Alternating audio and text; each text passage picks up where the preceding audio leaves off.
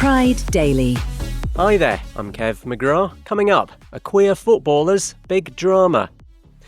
First though, it's exactly 30 years since an attack on two gay men so savage a city was left in shock. Terry Sweet and Bernard Hawkin were targeted in a park in Plymouth in the UK on November 7th, 1995.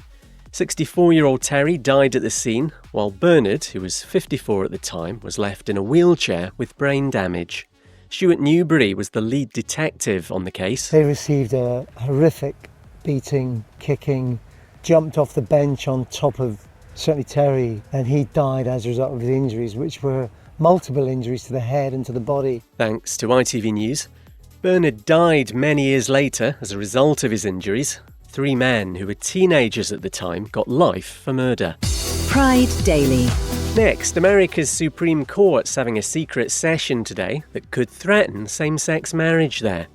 Judges are deciding whether to hear a legal challenge brought by an evangelical Christian who may well have mislaid her soul. Google Kim Davis, she's a treat.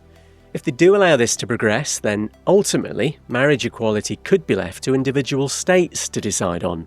Pride Daily. And Josh Cavallo, the out pro footballer, is consulting on a new drama series that is kind of in his wheelhouse. Armour's going to be about the consequences of living your truth for a fictional queer soccer player in England's Premier League. Australian Josh, who's now in the UK, says he'll help make sure it feels realistic, and he's honoured to be involved. No time to tell you that. It's the Trans Visibility Awards later in Victoria in Australia. Tomorrow is Intersex Day of Remembrance. And a Miss Piggy film's in development, written by non-binary performer Cole Escola. Leave us a review, please, and be nice. That's your lot. I'll see you next week.